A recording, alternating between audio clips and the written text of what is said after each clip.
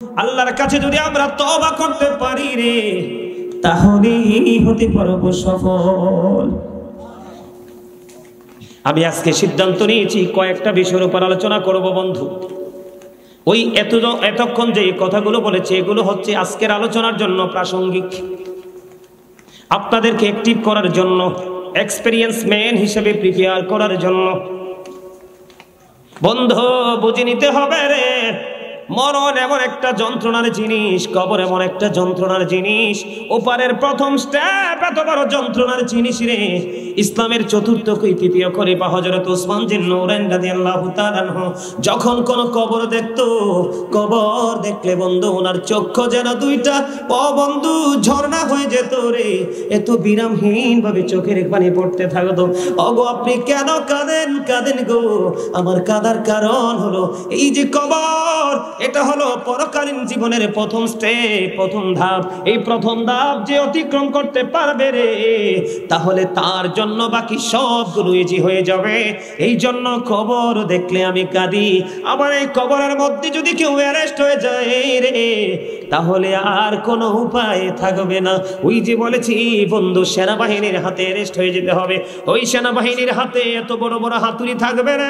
এই হাতুড়ি যদি পৃথিবীর বুকে একটা বারের জন্য রাখা হয়, পৃথিবীর মানুষ জিন সবাই মিলে একটা সেকেন্ডের জন্য হাতুড়িটাকে জমিন থেকে একটা সেকেন্ডের জন্য সুতা পরিমাণ উঠাইতে পারবে না।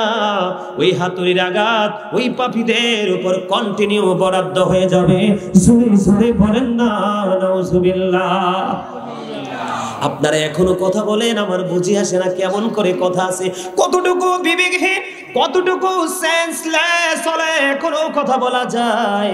আমি আপনাদেরকে এতক্ষণ এই কথাগুলো বলেছি শুধুমাত্র আপনাদের মানসিকতাটাকে পরিবর্তন করার জন্য, ধারণাটাকে চেঞ্জ করার জন্য, লাইফ স্টাইলটাকে যেন চেঞ্জ করতে পারেন কন্টিনিউয়াসলি। সেই জন্য আমি আজকে আপনাদেরকে এতগুলো কথা বললাম। কি মনে করেছেন দুঃখী শুধু পড়ে থাকেন, সাহায্যকারী না পাইলে বুঝবেন দুঃখ যতটা না, তার চেয়ে বড় হলো না পাওয়ার যন্ত্রণা। কথা বলেন না কেন? আমার কাছে নিজেকে মুসলমান বলতে বড় লজ্জা লাগে। বলো হুজুর কেন গো, আমরা মুসলমান দাবি করি নিজেকে, কিন্তু আল্লাহর হাবিবের আদর্শকে কবর দিতে একটা সেকেন্ড দেরি করি না। কথা বলেন না কেন? আমি আজকে ওয়াল্লাহি আল্লাহর কসম করে বলে গেলাম, এই চান্দিনা মধ্যম তোলার মানুষ রে, ও চান্দিনা মধ্যম তোলার আমার ভাই, আমার বাবারা, আমার মা গো, ও মা, ও বোনেরা, হৃদয় খুলে একটুখানি শোনো। যেদিন তোমার জীবন থেকে আল্লাহর হাবিব সরকারে দো জাহাঁ ইমামুল মুরসালিন রাহমাতাল লিল আলামিন সিরাজুম মুনীর নবী, উজ্জ্বল প্রদীপ নবী, যেদিন তোমার জীবন থেকে ডিলিট হয়ে যাবে, সেই দিন তুমি আর মুসলমান থাকবে না, সেই দিন তোমার সাহায্যকারী আর কেউ থাকবে না। আল্লাহ বলেছেন হাবিব, আমি আমার বান্দাগুলোকে পৃথিবীতে পাঠিয়েছি আপনার মাধ্যমে, তাদের জীবনের প্রত্যেকটা কর্ম আমি গ্রহণ করব আপনার মাধ্যমে। যেদিন আমি দেখব তাদের কলিজা থেকে আপনি চলে গেছেন হাবিব গো, সেদিন থেকে তাদের আর কোনো দায় দায়িত্ব আমি আল্লাহর নাই। আমি আজকে আলোচনা করার জন্য এসেছি, আমি আলোচনা করার মানুষ বন্ধু। আমি অন্যান্য আমাদের দেশে অনেক বক্তা আছে, রং ঢং তামাশা গল্প গুজব করে সময় নষ্ট করে, সেই চিন্তা আমার মধ্যে নাই। তার কারণ হলো আমার জীবনের সময় খুবই অল্প, আমার কাজ অনেক বাকি। কারণ একবার চলে গেলে আর ফিরে আসার কোনো সুযোগ নাই। একবার যদি দুই চোখের পাতায় এক হয়ে যায় রে, আর পৃথিবীর কোনো মানুষ তোমার কোনো খবর রাখবে না, তোমার জন্য দোয়া করবে না, তোমার জন্য মাগফিরাত কামনা করবে না, তোমার জন্য কখনো মালিকের দরবারে দুটো হাত তুলবে না। এই পৃথিবীর মানুষ এত বেশি স্বার্থপর বন্ধু।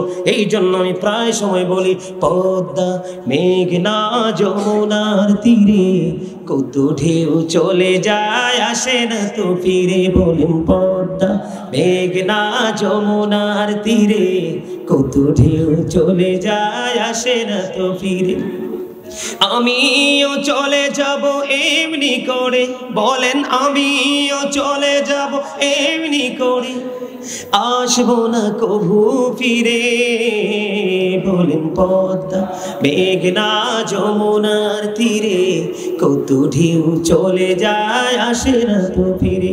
আল্লাহ ডেকে ডেকে বলে, বান্দা যখন তোমার কেউ ছিল না তখন ছিলাম আমি, এখন তোমার সব হয়েছে পর হয়েছি আমি। যখন তোমার কেউ রবে না রব শুধু আমি, আমার কাছে আসতে হবে মনে রেখো তুমি। তোরা চাসনি কিছু, তোরা চাসনি কিছু কারো কাছে খোদার মদদ ছাড়া, অন্যের উপর ভরসা ছেড়ে নিজের পায়ে দাঁড়া।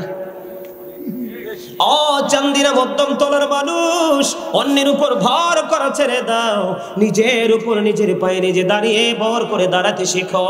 কারণ তুমি চলে যাওয়ার পরে কেউ নাই এই পৃথিবীতে রে। এখন বন্ধু, আপন স্বজনের জন্য খাওয়ানো যায় না, আপন স্বজনের জন্য দোয়া করানো যায় না। কিছু মৌলবী বের হয়েছে বেদাত ফতুয়া দেয়। আপনি মনে রাখবেন, আপনার ছেলেকে যদি নাও পারে আপনার নাতিকে খাওয়ানো থেকে কবর থেকে দূরে সরাই দিবে তারা। আছে না নাই? আল্লাহর হাবিব বন্ধু একবার স্পষ্ট করে বলছি, একবার ইনশিওর করে বলছি, কাউকে মিন করে নয়। এটা হলো ইসলামের একটা বড় অবক্ষয়। আমার নবী বলেছেন আল্লাহর কাছে সবচেয়ে প্রিয় হলো দুইটা কাজ। একটা হলো মুসলমানকে দেখা মাত্রই তুমি সালাম দিয়ে দিবা, পরিচিত হোক বা অপরিচিত হোক। আর দ্বিতীয়ত হলো রে, মানুষকে পেট ভরিয়ে তুমি খাইয়ে দাও। এটা হলো আমার আল্লাহর কাছে বেশি পছন্দের। জোরে জোরে বলুন না সুবহানাল্লাহ। আমি ওই জায়গায়, তওবার জায়গায় আমি আসবো, আপনাদেরকে নিয়ে আবার আসবো। আমি ছোট্ট করে একটা এক্সাম্পল দিই বন্ধু। যেহেতু আমি আজকে বন্ধু ফিউচার, প্রেজেন্ট অ্যান্ড ফিউচার, বর্তমান এবং ভবিষ্যৎ নিয়ে আলোচনা করছি, আপনারা একটুখানি খেয়াল করেন আমার দিকে। ছোট্ট দুইটা হাদিস বলবো বন্ধু। আল্লাহর হাবিব সরকারে মদিনা, ওনার কাছে একদিন এক মেহমান আসলো রাসূলের কাছে। আসার পরে আমার নবী ডাক দিয়ে বললেন, আজকে এই মেহমানের দায়িত্বটা কে নেবে?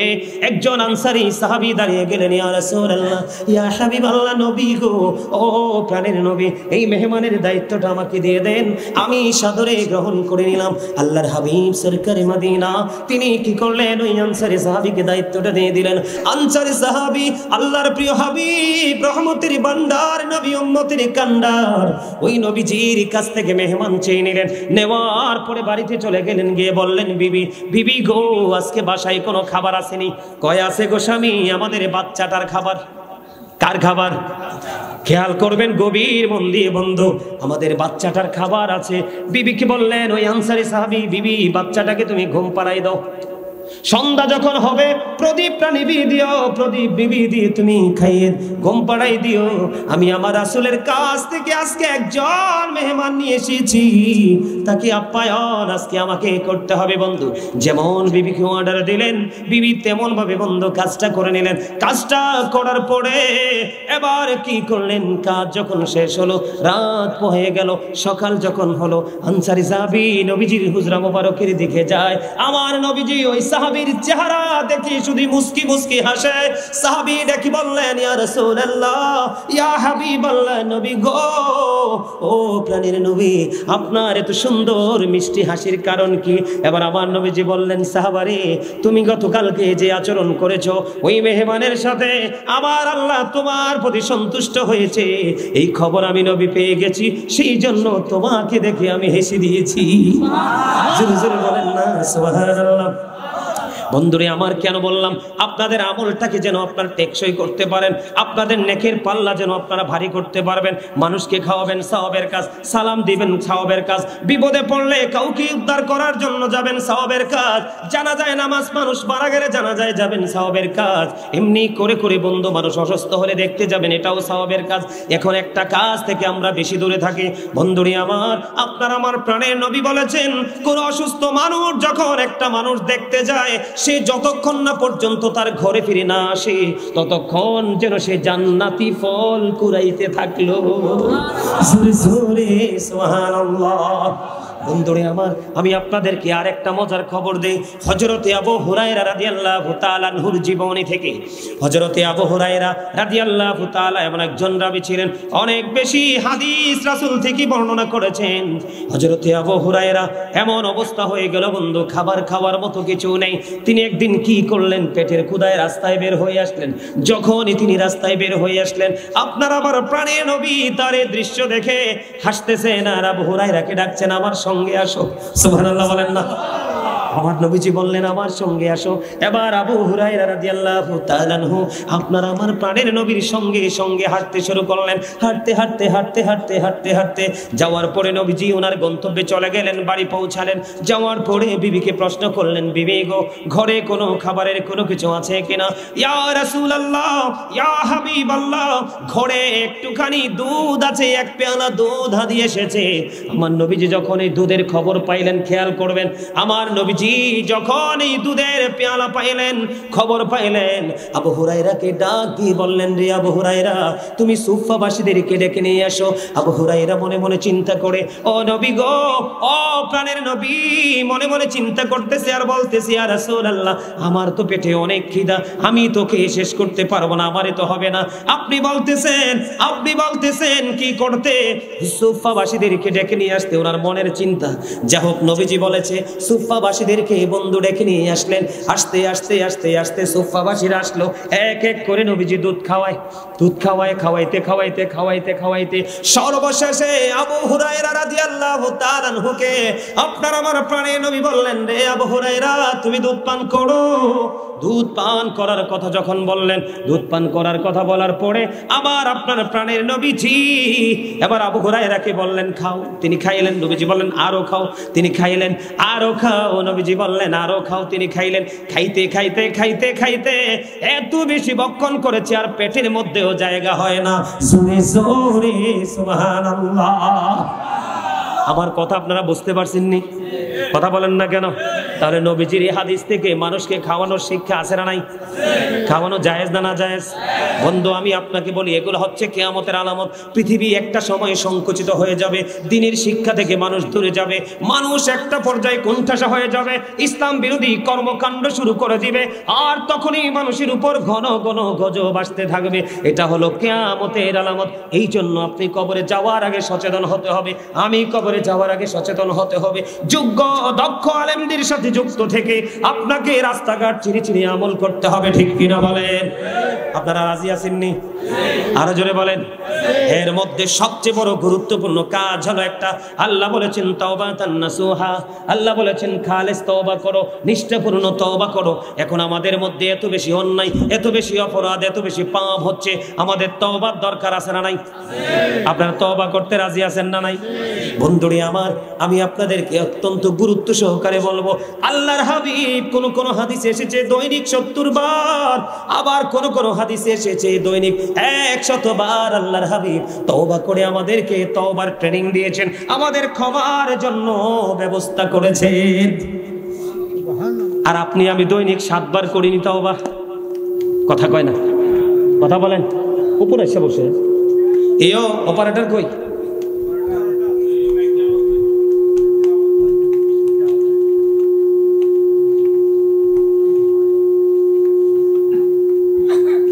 কথা বলেন। আপনি আমি দৈনিক 7 বার করিনি। আমার কথা কয় না? আপনারা কি রাত কি বেশি হয়ে গেছে? আমি উঠছি মাত্র 1 ঘন্টা হয়েছে, মাত্র 1 ঘন্টা। অনেক ওয়াজ বাকি রয়েছে আমার। তোমারই তো খুঁজতেছি আমি মনে মনে, আমি কই লোকটা কই। মাশাআল্লাহ, ও গেছিল আমার দাওয়াত দেওয়ার জন্য। আলহামদুলিল্লাহ বলেন। আর জোরে আর একটা মহাব্বতে। জোর তো আসে না। কো খাবারে লবণ না দিলে খাইতে পারবে? কেন? মজা হবে না? এই তো চমৎকার। খাবারে লবণ না দিলে যেমনি খাবার মজা হয় না, ঠিক তেমনি ভাবে কলিজায় প্রেম না থাকলে আমলও মজা লাগে না। বুঝে নিতে হবে, আপনি আমল করার আগে আমলটা কতটা মজার সেটা আগে জানতে হবে, আর জানতে হলে দরকার ওই আমলের প্রতি আপনার প্রেম। আজকের এই মাহফিলটা কতটা যে গুরুত্বপূর্ণ একটা মজলিস, কত বড় গুরুত্বপূর্ণ একটা জলসা, আমরা যদি সেটা জানতে পারতাম তাহলে আমাদের মধ্যে আজকে লটারির মাধ্যমে আগে বসার প্রতিযোগিতা চলতো। কথা বলেন। কিছু বলবেন?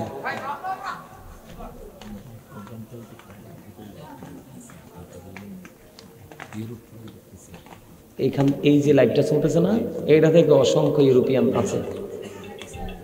ঠিক আছে, আলহামদুলিল্লাহ আলহামদুলিল্লাহ আলহামদুলিল্লাহ বলেন। আলহামদুলিল্লাহ। একটা কথা কই, আদারওয়াইজ নিয়েন না, বুঝছেন? এই যে এতক্ষণ যে মাইকটা একটা ডাক দিল দেখছেন, হ্যাঁ, এই সাউন্ডটা আপনার আমার কাছে একটু বিরক্তিকর না? কিন্তু আমি বলার পরে এই ছেলেটা এটাকে কন্ট্রোলিংয়ে আনার জন্য সে আসছে, তার আগে কিন্তু আসে নাই। খেয়াল করছেন আপনারা? আমি আপনাদেরকে এক্সাম্পল দিচ্ছি, একদম প্র্যাকটিক্যাল, যেটা আপনাদের চোখের সামনে। এই কারণে এক্সাম্পলটা দিচ্ছি, ঠিক এই জায়গাটাতে বিবেকটা যেমন কাজ করেনি, একটু স্লো কাজ করেছে। কথা বুঝেন আবার? এই জায়গাটাতে বিবেকটা একটু স্লো কাজ করেছে। ঠিক তেমনি ভাবে প্রতিদিন প্রতিনিয়ত সকাল থেকে বিকেল পর্যন্ত বর্তমান প্রেক্ষাপটে বাংলাদেশের যুবক যুবতী, মধ্যবয়স এবং বৃদ্ধরা মোটামুটি একটু টেকসই আছে। কারণ গরিব মুরব্বী মানুষের অন্তর এখনো খুঁজলে পাওয়া যায় আল্লাহ রাসূলের প্রেম ভালোবাসায় ভরা। আর বর্তমান প্রজন্মের ম্যাক্সিমাম যুবক যুবতীর অন্তর হিংসা, নোংরামি আর আত্মগরিমায় ভরা। কথা বলেন না কেন? ভুল বলছি? বিবেক হলো আল্লাহর দেওয়া একটা নূর। বিবেক নামক নূর আল্লাহ রাব্বুল আলামিন যাকে দিয়েছে, সেই নূরের ছোঁয়ায় তার সমাজ থেকে, তার ফ্যামিলি থেকে, তার দেশ থেকে সে অন্ধকার নামক অভিশপ্ত জিনিসকে চিরতরে সে বিদায় দিতে পেরেছে। যার বিবেক নাই তার কাছে কিছুই আছে? কথা বলেন আছে? তো এই জন্য বলছি আজকের এই মাহফিল, আমার দিকে তাকান, আজকের এই মাহফিল থেকে শিক্ষা নিবে সেন্স এবিলিটি সম্পন্ন পারসন যারা, তারা যারা সেন্সলেস পারসন, তাদের জন্য এখানে কোনো কি নাই, কোন ধরনের শিক্ষা, কোন ধরনের আদেশ উপদেশ নাই। কারণ বিবেকহীন যারা, তাদের মতো কপাল পোড়া দুনিয়া আখিরাতে আর কেউই নেই। কথা বুঝেন আমার? আমি আবার আলোচনা ঢুকবো? হ্যাঁ ঢুকবো সবাই। তার আগে একটু দরুদ পড়ে নেন। আল্লাহুম্মা সাল্লি আলা মাশাআল্লাহ মুহাম্মাদ ওয়া আলা আলি সাইয়্যিদিনা মুহাম্মদ বান্দায় আছি বন্দিগি নাই, বদহালাতে জিন্দেগি, গুনাই গুনাই জীবন গেল, আখিরাতের উপায় কি? আল্লাহুম্মা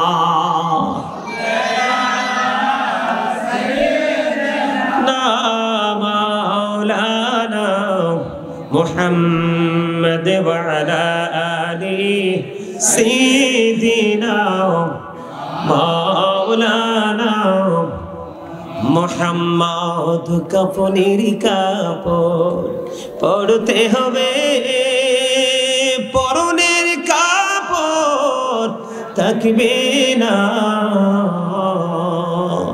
ধনী বলো গরিব বলো, আজরাইল কাউকে ছাড়বে না। আল্লাহুম্মা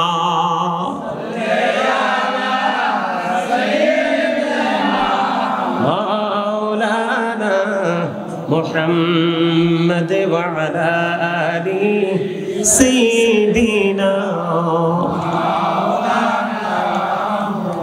মুহাম্মদ। মাটির নিচে বাড়ি মোদের,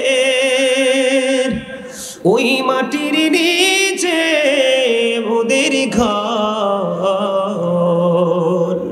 এই দুনিয়ার আপন যারা সবাই হবে মোদের পর। আল্লাহুম্মা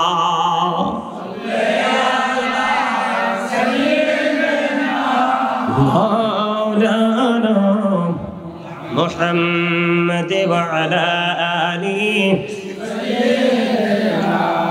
মাওলানা মুহাম্মদ। ডাইনে মাটি বামে মাটি, মাটি হবে বিছানা, উপরেতে বাঁশের ছানি, এই তো ঘরের নমুনা। আল্লাহুম্মা সাল্লি আলা মাওলানা মুহাম্মদ ওয়া আলা আলি মহব্বতে। ও মরণ যেদিন হবে তোমার, কেউ হবে না সাথী, আধার ঘরে থাকিতে হবে, কেউ দিবে না বাতি। আল্লাহুম্মা সাল্লি আলা সাইয়্যিদিনা মাওলানা মুহাম্মদ ওয়া আলা আলিহি সাইয়্যিদিনা মাওলানা মুহাম্মদ। জোরে জোরে বলেন আলহামদুলিল্লাহ।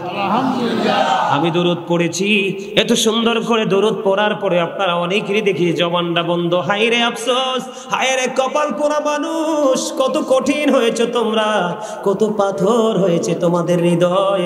তোমরা যদি জানতে নবীর দুরুদে কত প্রেম রয়েছে, কত মধু রয়েছে নবীর প্রেমের দুরুদে, তাহলে ফরজ ওয়াজিবের পাশাপাশি সারা দিন তুমি নবীর দুরুদ পড়তা। আল্লাহর হাবিব জানিয়ে দিয়েছে, হাদিস শরীফের মধ্যে এসেছে, কেউ যদি রাসূলকে ভালোবেসে মাত্র জুম্মার দিনে যদি 80 বার দুরূদ পড়তে পারে রে, আমার আল্লাহ খুশি হয়ে তার হাবিবের প্রেমে 80 বছরের সগীরা গুনাহ আমার আল্লাহ মাফ করে দেয়।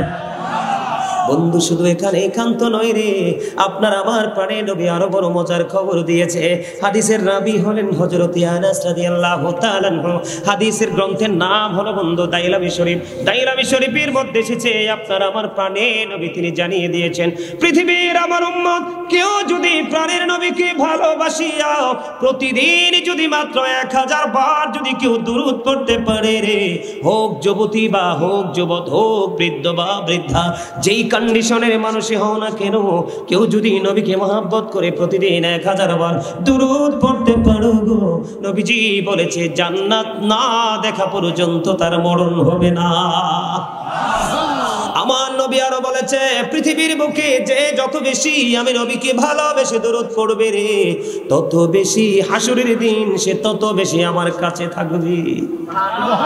নবীর কাছে থাকলে উম্মতের কোনো ডর আসেনি? আরো জোরে বলেন না। নবী আপনাকে আমাকে শাফায়াত করবে বিশ্বাস করেননি? কথা বলেন। নবী যে সুপারিশ করতে পারে এটা আপনারা জানেননি, এটা আপনারা বিশ্বাস করেননি। আমাদের দেশে কিন্তু দিন দিন অবিশ্বাসের সংখ্যাও বেড়ে যাচ্ছে, নবী নাকি আমাদের মতো। আল্লাহর হাবিব বলেছেন, ক্বালা আইয়ুকুম মিসলি, তোমরা কে আছো আমার মতো? কেউ হাত তুলতে পারেনি, কারণ নবীর মতো কেউ হতে পারে না। তিনি বেনজির ও বেমিসাল, যিনি সকল নবীদেরও নবী, যেই নবীটা আপনার আমার সকলের প্রাণের নবী। ঠিক কিনা বলেন? নবী, এই নবীজির কথাগুলো বিশ্বাস করেন কি করেন না? সত্য বলে মনে হয় তো? যদি সত্য বলে মনে করেন, আমার হাত জোর করে আপনাদের কাছে অনুরোধ থাকবে, আগামী দিন থেকে নিজের জীবনের যে চলার পথ, নবীজির যে নিজের যে চিন্তা করার ধারা, নবীজির যে পথ চলার যে রাস্তা, সবগুলোকে একটু পরিবর্তন করবেন। তাহলেই আজকের মাহফিল হবে আপনার জন্য ভবিষ্যতে বড় নিয়ামত। কথা বলেন না কেন? কারণ এই মাহফিল আপনাকে সাক্ষী দিবে, আল্লাহ তোমার এই বান্দা যেদিন ওই গাজী সুলাইমান আল কাদরির সামনে বসে বসে ওই তত্ত্বগুলো নিয়েছিল, পরের দিন বা তারপর থেকেই তিনি বাস্তবায়ন করা শুরু করে দিয়েছে। তুমি তাকে এটার উসিলায় মুক্ত করে দাও। আল্লাহ কিন্তু আগেই বলেছে যে কোনো উসিলায় বান্দাকে পার করবে। আল্লাহ বলেছেন ওয়াবতাগু ইলাইহিল উসিলা। সুবহানাল্লাহ বলেন না? আর এই উসিলাটা হলো, আল্লাহ বলেছেন আকুনু মা'আস সাদিকিন, ট্রুথফুল ম্যান। এটা হতে পারে হক্কানি আলেম, হতে পারে হক্কানি আল্লাহর ওলি। আপনি যাকে ভালোবাসবেন সেই হবে আপনার উসিলা। তার সাথে প্রেম করে আল্লাহ পাওয়ার প্রত্যেকটা উসিলা আপনি খুঁজে বের করবেন। জোরে জোরে কন্যা আমিন। বন্ধুরি আমার, এলোমেলো কথা আর অন্যদিকে যেতে চাই না, আপনারা মনটা দিয়ে শুনবেন। বিরক্তকর সময় আমি নিব না, যতক্ষণ আলোচনা শুনবেন ততক্ষণই আমি আপনাদেরকে শোনাবো।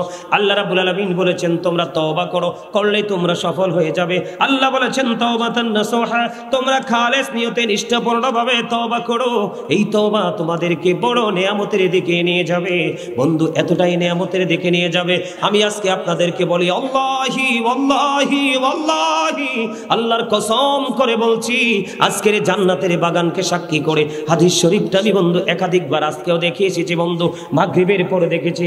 আল্লাহর হাবিব বলেছেন, যেই বান্দাটা বেশি বেশি করে আল্লাহকে ভালোবেসে অপরাধের জন্য অনুতপ্ত হয়ে তওবা করবে, আল্লাহ রাব্বুল আলামিন জানিয়ে দিয়েছে, আল্লাহর হাবিব আমাদেরকে মেসেজটা দিয়েছে, আল্লাহ তার জন্য কোনো প্রতিকূলতা রাখবে না।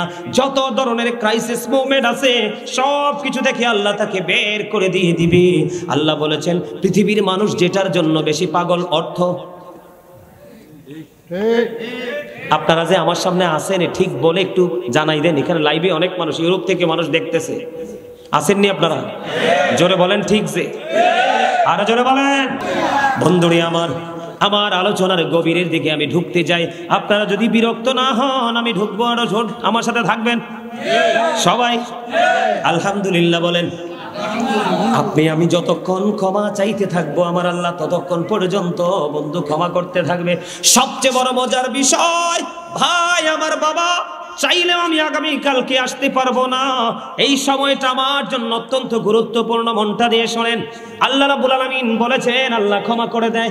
আল্লাহ বলেছেন তওবাকারীকে কবুল করে নে, পৃথিবীর জন্য নিয়ামত বরাদ্দ দিয়ে দে। তবে ক্ষমাটা কেমনে করে একটু জানার দরকার আছে না নাই? হাদিস শরীফের মধ্যে এসেছে বন্ধু অত্যন্ত চমৎকার। আল্লাহর হাবিব বলে দিয়েছেন, একজন মানুষ একজন ওট নিয়ে মরুভূমিতে চলে গেল। ওটের পিঠের মধ্যে তার খাওয়া দাওয়া পানি যা আছে ওটের পিঠরে তুলে দিল। হঠাৎ করে বন্ধু ওটটা হারিয়ে গেল। ওটটা হারিয়ে যাওয়ার পরে ওটের মালিক একটু বন্ধু বিচলিত হয়ে গেল, কারণ তার বেঁচে থাকার বা এই মুহূর্তে চলার যত সম্বল সবগুলো হারিয়ে যাওয়া, মানে সব কিছু হারিয়ে যাওয়া। লোকটা বন্ধু টেনশনে পড়ে গেল। বন্ধু লোকটা অনেক বেশি কি করতেছে, লোকটা অনেক বেশি ওয়ারি করতেছে বন্ধু। করতে করতে করতে করতে করতে করতে হঠাৎ করে চেয়ে দেখতে পাইল তার হারিয়ে যাওয়া ওট আবার তার কাছে ফিরে এসেছে। সুরি সুরি বলেন না সুবহানাল্লাহ। একটু আগে মানুষটা ওটের পিঠে সবকিছু ছিল, সবকিছু হারিয়ে ফেলেছে। যখন বন্ধু ওটটাকে ফিরে পাইলেন, তার সবকিছু ফিরিয়ে পাইল। পাওয়ার পরে এবার বন্ধু ওটের মালিক এত বেশি খুশি হয়েছে, সে ওটের মালিক খুশি হয়ে বলে, আল্লাহ তুমি আমার বান্দা, আমি তোমার রব। ওয়াজ বোঝে নাই তো? এই যে আমার দুনো দাদাই বুঝে ফেলছে, ওনারাও বুঝে ফেলছে।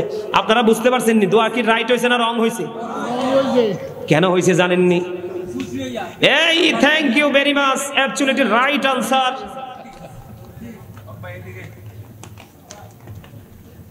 এক্সিলেন্ট ভাবে তিনি উত্তর দিয়েছেন। You are great my dear younger brother. আলহামদুলিল্লাহ, you are very experience man. আলহামদুলিল্লাহ বলো, আরে আরো জোরে।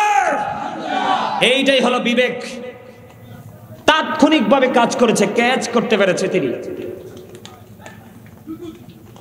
হাদিস শরীফের মধ্যে এসেছে আল্লাহর হাবিব বলেছে, একটু আগে যেই মানুষটা উটটা হারিয়ে ফেললো, উটের পিঠে তার সব কিছু ছিল, হারিয়ে সে বিচলিত হয়ে গেল। যখন উটটা ফিরে পেল তার চেয়েও বেশি খুশি হয়ে গেল। খুশি হয়ে সঙ্গে সঙ্গে বলল, আল্লাহ তুমি আমার বান্দা, আমি তোমার রব। এত বেশি খুশি হয়েছিল সেদিন এই হারিয়ে যাওয়া উটকে ফিরে পেয়ে। আমার নবীজি বলেছে, উম্মত তোমরা যখন তওবা করো, অপরাধ করার পরে যখন তোমরা ক্ষমা চাও, আল্লাহ রাব্বুল আলামিন ওই হারিয়ে যাওয়া উট ফিরে পাওয়ার পরে যত খুশি হয়েছে, ওই উটের মালিকের চাইতেও বেশি খুশি হয়ে যায়। আল্লাহু আকবার, ইয়া রাসূলুল্লাহ। আলহামদুলিল্লাহ বলেন আরো জোরে। বুঝেন না কেন আলহামদুলিল্লাহটা? এই যে আলহামদুলিল্লাহ, আপনারা সবাই কিন্তু আজকে জান্নাত। আরে ভাই, অন্য দিনের তুলনায় আজকের অবস্থাটা কিন্তু ওয়েদারটা একটু প্রতিকূলে আছে না? আপনারা আমার জন্য হালকা একটু নেগেটিভ সাইড, তাই কিনা? আজকে আপনারা যেই ইমানি জজবার পরিচয় দিয়েছেন, প্রেমের পরিচয় দিয়েছেন, তাকওয়ার পরিচয় দিয়েছেন, অন্য দিনের মতো আজকের ওয়েদারটা স্বাভাবিক নয়। তারপরে ঘর ছেড়েছেন, আপনারা অন্য দিনের চাইতে স্পেসিফিক ভাবে আমি বলবো আপনারা স্পেশাল গেস্ট। আল্লাহ রাব্বুল আলামিন, আল্লাহ কবুল করুন, আমিন। আল্লাহর হাবিব বলেছেন এই বাগানগুলোতে যারা আসে তারা আল্লাহর মেহমান হয়ে যায়, জান্নাতের মেহমান হয়ে যায়। আল্লাহর হাবিব বলেছেন ওই জান্নাতের মেহমানদের জন্য খাবার হলো সুবহানাল্লাহ, আলহামদুলিল্লাহ, লা ইলাহা ইল্লাল্লাহ, আল্লাহু আকবার। এই জন্য এগুলো বেশি বেশি করে বলবেন, কারণ হাদিস শরীফের মধ্যে এসেছে, নবীজি বলে দিয়েছেন তুমি যত বেশি জিকির করবা তোমার হৃদয় থেকে তত বেশি ময়লা দূর হয়ে যাবে। সায়েন্টিফিক যারা গবেষণা ইনস্টিটিউট থেকে বন্ধু উঠে এসেছে, সায়েন্টিফিকদের গবেষণা হলো, থিংকিং হলো, জিকা ইজ দা হার্ট মেডিসিন, জিকির হলো হার্টের ঔষধ। একটা মানুষ যত জিকির করবে তত বেশি বন্ধু হার্ট ভালো থাকে। আপনারা বলেন, আমি আপনাদেরকে বলি, বাংলাদেশে অনেক আলেম ওলামা আছে, একবারে উচ্চ সুরে বিকট আওয়াজে তারা আলোচনা করে, দেখবেন তাদের হার্টে কোনো প্রবলেম নাই, কারণ তারা সৎ কাজের জন্য আপনাদেরকে ডাকতেছে, অসৎ কাজ থেকে থামানোর চেষ্টা করতেছে। এটা হলো জিকির। এই জিকিরের কারণে যতই দিন যায় তাদের হার্টের শক্তি তত বেড়ে যায়। জোরে জোরে বলেন না সুবহানাল্লাহ। তাহলে বন্ধু আমি আপনাদেরকে বলে দিতে চাই যে আল্লাহ রাব্বুল আলামিন হারিয়ে যাওয়া ওট ফিরে পাওয়ার পরে মালিক যেমনি খুশি হয়, তার চাইতেও যদি বেশি আপনার আমার মালিক খুশি হয়, তাহলে তওবাটা বেশি বেশি করার দরকার আছে না নাই? আরো জোরে বলেন। আমরা করতে চাই কি চাই না? আপনারা জানেন কিনা জানি না, দাহিয়াতুল কালবি এক এক করে 69টা কন্যা সন্তান কবর দিয়েছে, জিন্দা কবর দিয়েছে। শেষ পর্যন্ত জামিলা নামক অপূর্ব সুন্দরী তার নিজের কন্যাকে হত্যা করেছে। আল্লাহ রাব্বুল আলামিন তারপরেও তাকে ক্ষমা করে দিয়েছে। জোরে জোরে বলেন না সুবহানাল্লাহ। বন্ধুরে আবার আদম আলাইহিস সালাম যখন গন্ধম খেয়েছিল, মা হাওয়া যখন গন্ধম খেয়েছিল, আল্লাহ রাব্বুল আলামিন বলেছিলেন কুলনাহবিতু মিনহা জামিআ। আল্লাহ রাব্বুল আলামিন তাদেরকে বন্ধু জান্নাত থেকে বের করে দিল, get down all from here, সবাইকে জান্নাত থেকে বের করে দিলেন।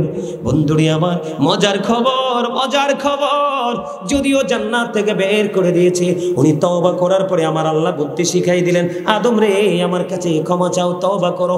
রব্বানা যালামনা আনফুসানা ওয়া ইন লাম তাগফির লানা ওয়া তারহামনা লানাকুনান্না মিনাল খাসিরিন। আদম যখন আল্লাহর কাছে ক্ষমা চেয়ে নিলেন, আল্লাহ জুলুম করেছি, অন্যায় করেছি, আল্লাহ রাব্বুল আলামিন তখন খুশি হয়ে তাদের তওবা কবুল করে নিলেন। সুম্মাজতাবাহু রাব্বাহু ফাতাবা আলাইহি ওয়া হাদা। জুরি জুরি বলেন না আল্লাহু আকবার, আর জোরে বলেন না আল্লাহু আকবার। আল্লাহ উইল ফরগিভ ইউ। আল্লাহ কি করে দিলেন? ক্ষমা করে দিলেন। আল্লাহ বলেছেন O believers you fear me, তোমরা আমাকে ভয় করো। ইমানদার দেখে রেখে বললেন তোমরা আমাকে ভয় করো। যদি তোমরা ভয় করতে পারো তাহলে পরের নিয়ামত অত্যন্ত চমৎকার। আল্লাহ বলেছেন আল্লাযীনা আমানু, যারা ঈমান এনেছে, ওয়া কানু ইয়াত্তাকুন, এবং তাকওয়া অবলম্বন করেছে, লাহুমুল বুশরা, তাদের জন্য সুসংবাদ, ফিল হায়াতিদ দুনিয়া, দুনিয়ার জীবনে, ও ফিল আখিরা, এবং পরকালের জীবনে। জোরে জোরে বলুন না সুবহানাল্লাহ। ইমান, আপনি টেকসই ইমানদার হয়েছেন। ইমানদার হওয়ার পরে যদি আপনি বলেন ভয়টা কেমন, আমি আপনাকে বলি, যেমন ধরেন এটা আপনারা আমার জন্য রাখছেন, কার জন্য? এক্সাম্পল দিচ্ছি, এটা কার? আমার। দলিল করে এটা একটা গুরুত্বপূর্ণ সম্পদ। কি? যার মধ্যে কোনো ধরনের বোধ শক্তি নাই, বিবেক নাই, পরকালের চিন্তা নাই, সে কি করবে? এটা নিয়ে যাবে, আরে হুজুরের হোক যারে হোক নিয়ে যাই। কিন্তু বন্ধু আরেকজন হলো বিবেকবান, ইমানদার, পরকালকে ভয় করে নেওয়ালা। না না না, এটা পরিত্যক্ত অবস্থায় পড়ে থাক, মাটিতে নিঃস্ব হয়ে যাক, কিন্তু এটার জন্য কেউ দায়ী হবে না। আমি যদি নিয়ে যাই, এটার জন্য আমাকে আল্লাহর আদালতে দাঁড়াতে হবে। ওইটা হলো তাকওয়া, ওইটা হলো ভয়, ওইটা হলো মালিকের প্রতি শ্রদ্ধা। এই জন্য আল্লাহ বলেছেন এই ভয় যার মধ্যে থাকবে, লাহুমুল বুশরা, পাপ করতে গেলে করব না, চুরি করতে গেলে করব না, মানুষের হক নষ্ট করতে গেলে করব না, আমি একবারে সোজা পথে হাঁটবো। আল্লাহ বলেছেন বান্দা তোমার জন্য বরাদ্দ দিলাম লাহুমুল বুশরা ফিল হায়াতিদ দুনিয়া ফিল আখিরা, তাদের জন্য আল্লাহ সুসংবাদ দিয়েছে দুনিয়াতে এবং আখিরাতে। চুরি চুরি সুবহানাল্লাহ। আরেকটু মহব্বতে পড়ুন না সুবহানাল্লাহ। বন্ধুরে আমার, আমি আপনাদেরকে বলে দেই যে তো তওবার মধ্যে এসেছে এক্সাম্পল স্বরূপ হযরত ইসলামের দ্বিতীয় খলিফা হযরত ওমর রাদিয়াল্লাহু তাআলা আনহুর জামানায়। আজকে দেখলাম আমাকে এক ঝাঁক যুবক ইয়াং ম্যান আমাকে রিসিভ করতে গেল। এই জন্য যুবক তোমাদের জন্য মেসেজ, এখানে ভোট খাইও না, বাদাম খাইও না, পকেটে ঢুকাই রাখো। এটা ভোট খাওয়া বাদাম খাওয়ার জায়গা না। 364টা রাত্র আছে, খাইতে পারবা? একা একা খাওয়াতে মজা নাই, বাসায় বিবি থাকলে বিবিকে নিয়ে খাও, মা থাকলে মাকে নিয়ে খাও, বাবাকে নিয়ে খাও, ফ্যামিলির সকল সদস্যদেরকে নিয়ে খাও, এটাতে স্পেশাল এক রহমত। সেদিকে যাই না বন্ধু, আমি আবার তওবায় আসতেছি ফিরে। এক্সাম্পল তাকওয়াটা কেমন করে অর্জন করতে হয় জাস্ট বোঝানোর জন্য। ওমর রাদিয়াল্লাহু তাআলা আনহুর জামানায় ফুটফুটে সুন্দর এক ইয়াং ম্যান, তাকে যে দেখবে সেই তাকে প্রেমের প্রস্তাব দিতে রাজি হবে। এত সুন্দর এত কিউট ছেলেটা প্রতিদিন নামাজ পড়তে যায় একটা বাড়ির উপর দিয়ে, যেই বাড়ির উপর দিয়ে যেতেন ওই বাড়িতে একটা যুবতী সুন্দরী মেয়ে বসবাস করত। ওই সুন্দরী মেয়েটা সে ওই ছেলেটার প্রেম আকাঙ্ক্ষা দেখায়, তাকে আপন করে কাছে পেতে চায়, কিন্তু ছেলেটা আল্লাহ রাসূলের পাগল, ওই পরকালকে ভয় করে, হিসাব দেওয়ার চিন্তা করে। প্রতিদিন ছেলেটা আসা যাওয়া করে, মেয়েটার ডাকে সাড়া দেয় না। একদিন সালাতুল ইশারের নামাজ পড়ে ওই ছেলেটা যখন ফিরে আসলো, ফিরে আসার সময় মেয়েটা এমন ভাবে প্রেম আকাঙ্ক্ষা দেখালো, শয়তান একটু কাজ করেছে বন্ধু। ছেলেটা বাড়ি না এসে ধীরে ধীরে ধীরে ধীরে মেয়েটার ঘরে চলে গেল। যাওয়ার পরে দেখতে পাইলেন বিয়ের পরে স্বামী স্ত্রীর ভাসরঘর যেমন হয়, মনে হয় যেমন এমন মিষ্টি একটা ভাসরঘর সাজিয়ে রেখেছে। আসলে তো কিন্তু এটা মিষ্টি না, এটা একেবারে তিতা, কারণ এটা তো বৈধ না। ওই বেড কি বৈধ? ওই রেসিডেন্স কি বৈধ? বৈধ নয়। এবার ছেলেটা যখন এই দৃশ্য দেখলেন, হঠাৎ করে তার হৃদয়ে রাজ্যে আল্লাহর দরবারে হিসাব দিতে হবে, এই চিন্তা যখন তার মধ্যে চলে আসলো, ছেলেটা তাৎক্ষণিকভাবে বন্ধু বেহুশ হয়ে গেল। ছেলেটা যখন বেহুশ হয়ে গেল, বেহুশ হয়ে যাওয়ার পরে সময় তো ওভার হয়ে গেছে, ডেট বন্ধু পার হয়ে যাচ্ছে, বাড়িতে আসার সময় মাইনাস। মা বাবা পাগল হয়ে গেল, ছেলে কোথায় গেল? খুঁজতে খুঁজতে খুঁজতে খুঁজতে মেয়ের ঘরে এসে ছেলেটাকে পাইলেন। পাওয়ার পরে এখান থেকে উঠিয়ে নিয়ে গেল। উঠিয়ে নিয়ে যাওয়ার পরে বন্ধু এবার ওই ছেলেটা আল্লাহর কুদরতে আবার স্যার সেন্স ফিরে আসলো। বাবা প্রশ্ন করলেন, বাবা গো তুমি কেমন করে বা এই ঘরে গিয়েছো? বাবা বাবা গো তুমি কেনই বা অসুস্থ হয়ে গেছো? বাবা কি হয়েছিল তোমার? বাবা ব্যাকগ্রাউন্ডটা পুরোটা ঘুরে ফেলে দিলেন বাবার কাছে। ছেলেটা বলতে বলতে বলতে বলতে তার ওই পরকালের কথা চিন্তায় হয়ে গেল। আজকে সূর্যটা 9,13,00,000 মাইল দূরে পৃথিবী থেকে, সূর্যের আলো পৃথিবীতে আসতে সময় লাগে মাত্র 8 মিনিট 20 সেকেন্ড। প্রতি সেকেন্ডে 1,86,000 মাইল বেগে পৃথিবীর দিকে সূর্যের কিরণটা ছুটে আসে, অনেক আবরণ ভেদ করে আসে, সহ্য করা যায় না। কাল হাসুরের দিন সূর্যটা মাত্র সোয়া হাত উপরে থাকবে, কেমন করে সহ্য করব? ছেলেটার মধ্যে অনেক ভয় ভীতি তার মধ্যে সৃষ্টি হয়ে গেল। হওয়ার পরে বাবার কাছে পুরো ব্যাকগ্রাউন্ডটা খুলে বললেন, পুরো পিছনের ঘটনা খুলে বলে ছেলেটা তাৎক্ষণিকভাবে আবার সেন্সলেস হয়ে ইন্তেকাল করলো। জোরে জোরে বলেন ইন্না লিল্লাহি ওয়া ইন্না ইলাইহি রাজিউন। ছেলেটা যখন মারা গেল, মারা যাওয়ার পরে বাবা মা তাৎক্ষণিকভাবে তাকে কবরে দাফন করে দিলেন। কবরে দাফন করে দেওয়ার পরে এবার বন্ধু তৎকালীন সময়ে তাদের আমির হলো খলিফাতুল মুসলিমিন হযরতে ওমর রাদিয়াল্লাহু তাআলা আনহু। ডেকে আনলেন ওনাকে, আমার ছেলেটা ইন্তেকাল করেছে, দাফন করে ফেলেছে। এবার বন্ধু ওমর রাদিয়াল্লাহু তাআলা আনহুকে নিয়ে ওই ছেলেটার কবরের পাশে চলে গেল। যাওয়ার পরে হযরতে ওমর ওই আল্লাহর প্রিয় পাগল তাকওয়া সম্পূর্ণ যুবকের জন্য দোয়া করে দিলেন।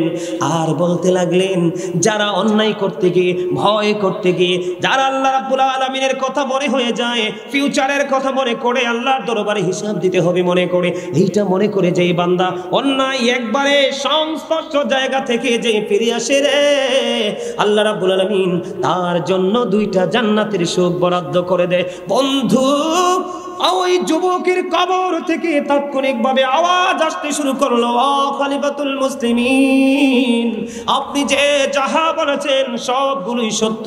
আমাকে কবরে রাখার সাথে সাথে আমার কবরের মধ্যে 2টা জান্নাতের সুখ বরাদ্দ দেওয়া হয়েছে। জোরে জোরে বলেন না সুবহানাল্লাহ। আপনাদেরকে এটার সাথে আরেকটা এক্সাম্পল দেব, নিবেননি? কথা বলেন, নিবেন? বন্ধুরে আমার, বুখারী এবং মুসলিম শরীফের মধ্যে এসেছে হাদিস খানা। বন্ধুরে আমার, আমি আপনাদেরকে বলবো, হৃদয়ের জানালা খুলে আপনারা সবাই মিলে শোনেন। এটা বন্ধু এমন একটা গুরুত্বপূর্ণ, 3 জন বনি ইসরায়েলের 3 জন লোক তারা ঘুরতে গেলেন, সফরে বের হলেন। সফরে বের হওয়ার পরে যখন বিকেল হয়ে গেল, তারা গুহার মধ্যে ঢুকলো। গুহার মধ্যে ঢুকার পরে আল্লাহর কুদরতে বিশাল এক পাথর বন্ধু ধসে পড়লো।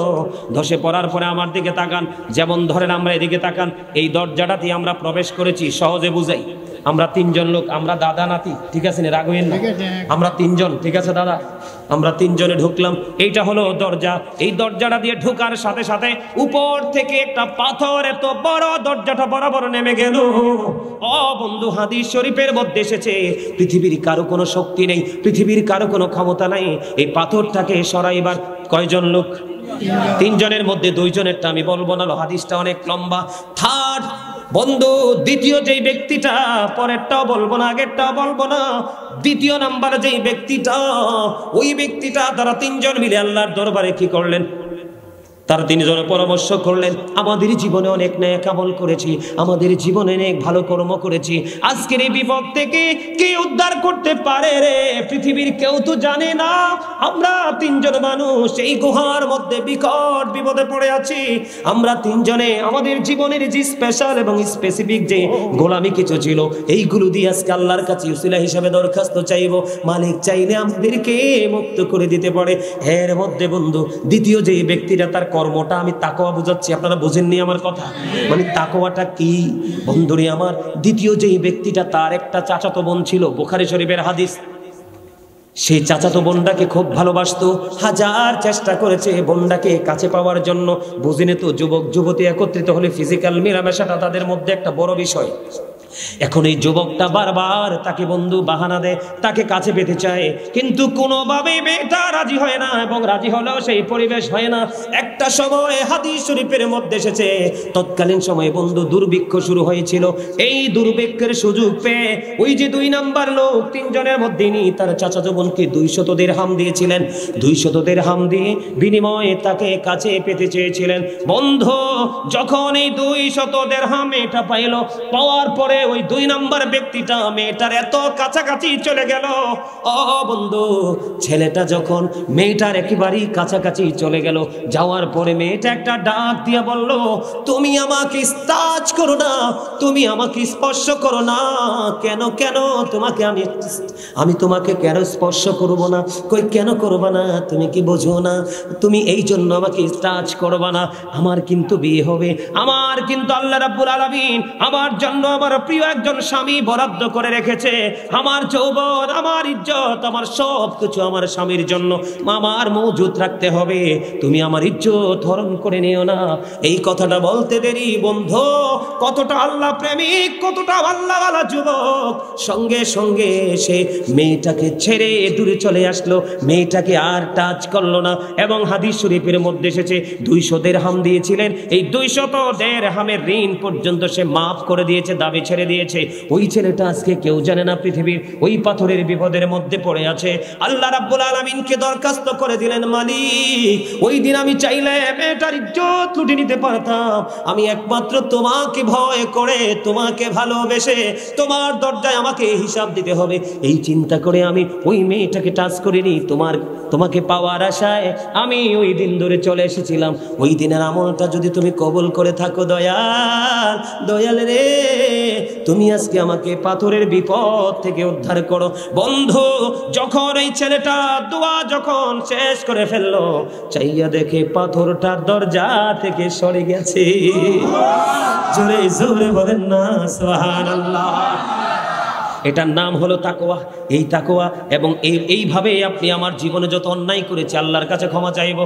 আবারও বলছি বন্ধু, বিরক্ত হইও না, চাইলেও আমি কালকে আবার আসতে পারবো না, অনেক ব্যস্ত মানুষ আমি আপনাদেরকে বলে দিতে চাই, পুনরায় আবার ওই আলোচনায় যেতে চাই। এই যে এটার মতো তওবাটাও একটা তাকওয়া। তওবাটাও কি বড় একটা তাকওয়া। আমার এই জামাটা কিন্তু অত্যন্ত গ্লেজি, দেখেননি? এখন আমি কিচ্ছু মনে করবো না, আপনাদেরকে এক্সাম্পল স্বরূপ যদি দেই, আপনাদেরকে বললে মাইন্ড করতে পারেন, আমি মাইন্ড করব না। এখান থেকে কেউ যদি এনে, বন্ধুরে আমার এই জামাটার মধ্যে একটু কাদা লাগাই দে, এটা গ্লেজ নষ্ট হবে না? যেইটুকু পরিমাণে কাদা লাগবে সেইটুকু পরিমাণ ময়লা হয়ে যাবে। আমার নবীজি যে এভাবে বুঝিয়েছেন আমাদেরকে, আমি যেইভাবে বুঝেছি আপনাদেরকে এভাবে বোঝাই। আল্লাহর হাবিব বলেছেন, যখন আল্লাহর কোন বান্দা অপরাধ করে, সাদা কাপড়ের মধ্যে যেমনি দাগ লাগে তার এমনি করে দাগ লেগে যায়। যখন সে তওবা করে, আমরা হুইল পাউডার অথবা লেবুর ছোলা ছিলা দিয়ে যদি আমরা কি করে ওয়াশ করি, পুরোটা না হইলো ময়লাটা দূর হয়ে যাবে, ঠিক কিনা বলেন? ঠিক তেমনি ভাবে জীবনের পাপগুলো থেকে মুক্তি পেতে হলে আপনাকে তওবা করতে হবে। আল্লাহ রাসূল বলেছেন দাগটা যখন লেগে যায় তওবা করার পরে দাগটা মুছে যায়। জোরে জোরে বলেন না সুবহানাল্লাহ, আর জোরে বলেন না সুবহানাল্লাহ। বন্ধুরে আমার দিকে আপনারা তাকাইতে হবে, মন দিয়ে আমার আলোচনা শুনতে হবে। জোহাইনা গোত্রের একটা মহিলা, এদিকে তাকান। তওবা আল্লাহর কাছে কত প্রিয় বোঝার জন্য বলছি।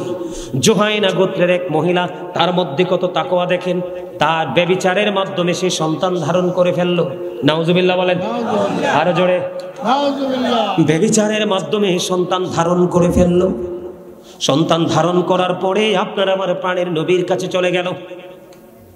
নবীজির কাছে যাওয়ার পরে বললেন, বাবাকে সঙ্গে নিয়ে গেলেন, আমার এই মেয়েটা ব্যভিচার করেছে, ব্যভিচারের মাধ্যমে সন্তান ধারণ করে ফেললো। আল্লাহর হাবিব সরকারে মদিনা তিনি বন্ধু জানিয়ে দিলেন, ব্যভিচার করে ফেলেছে, সন্তান ধারণ করে ফেলেছো, কোনো সমস্যা নেই। বাবাকে বললেন, আপনি আপনার মেয়েটাকে নিয়ে বাড়ি চলে যান। খেয়াল করেন বিষয়টা, আপনি আপনার মেয়েটাকে নিয়ে বাড়ি চলে যান, মেয়েটাকে আদর যত্ন করে লালন পালন করতে থাকেন। যখন সন্তান প্রসব করবে, সন্তান প্রসব করার সঙ্গে সঙ্গে, সন্তান প্রসব করার পরে মেয়েটাকে নিয়ে আমার কাছে চলে আসবে। বন্ধু মেয়েটাকে নিয়ে বাবা বাড়ি চলে গেল। হাদিস শরীফের মধ্যে এসেছে, মেয়েটাকে নিয়ে বাবা বাড়ি চলে গেল।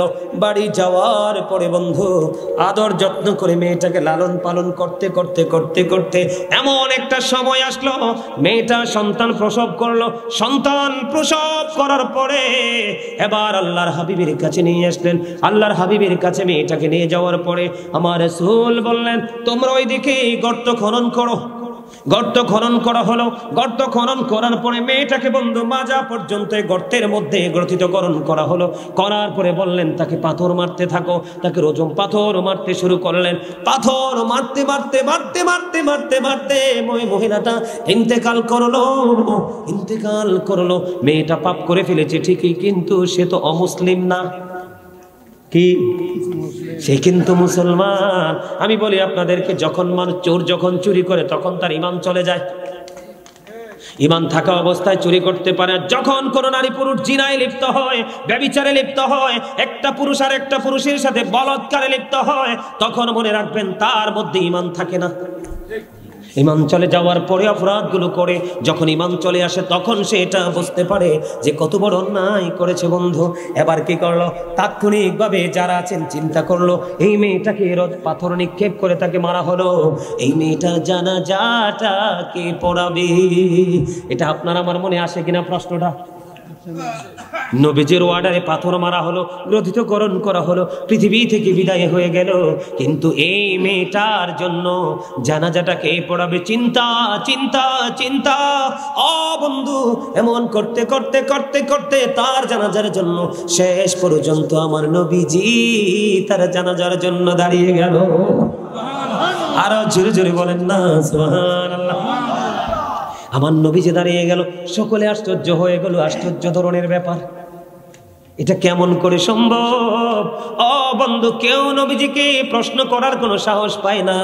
হযরত ওমর রাদিয়াল্লাহু তাআলা প্রশ্ন করলো, ইয়া রাসূলুল্লাহ, ইয়া হাবিবাল্লাহ, নবী গো, ও প্রাণের নবী, জানতে বড় মনে চায় এই মহিলাটার জানাজা আপনি কেমন করে পড়িয়ে দিলেন? আমার নবীজি বললেন, তোমরা প্রশ্ন করবা এটা আমি জানতাম রে। এই মহিলাকে জানাজা পড়ার কারণ হলো, আমি নবীজি তার জানাজা পড়িয়ে দেওয়ার কারণ হলো, এই মহিলাটা এমন তাকওয়া নিয়ে তওবা করে ইন্তেকাল করেছে। মহিলাটা তে মনে মনে চিন্তা করেছে, আল্লাহ যে কোনো সাজার মধ্যে আমার জীবন চলে যায়, এই তারপরেও আমি এই অপরাধ থেকে মুক্তি পেতে চাই। তার মধ্যে তো তাকওয়া ছিল, তার মধ্যে তো ভয় ছিল, এমন ভয় এমন তাকওয়া নিয়ে সে তওবা করেছে। আল্লাহ রাব্বুল আলামিন তার এই তাকওয়ার কারণে আল্লাহ রাব্বুল আলামিন তাকে কবুল করে নিয়েছে। আল্লাহর হাবিব জানিয়ে দিলেন, সেই মহিলাটা একা যে তওবাটা করেছে, মদিনার ৭০ জন অপরাধীকে যদি আমি একটা মহিলার তওবা বন্টন করে দেই, সবার ৭০ জনের ক্ষমার জন্য যথেষ্ট হয়ে যাবে। খেয়াল করছেন বিষয়টা? কেমন করে তওবা করতে হবে? তবে তওবা কিন্তু ওই মূলা যেইভাবে তোলেন, লাল শাক যেইভাবে তোলেন, তওবা এইভাবে করলে হবে না। তওবা করার কিন্তু কিছু কন্ডিশন আছে। এর মধ্যে বন্ধু প্রথম কন্ডিশন হলো আপনি আল্লাহকে কথা দিতে হবে জীবনে আর কোনো দিন আমি এই অপরাধ করব না। 2 নাম্বার কথা হলো আপনার সারা জীবন আপনার মনের মধ্যে এই অপরাধগুলোর জন্য আপনার মধ্যে লজ্জা থাকতে হবে। কি থাকতে হবে?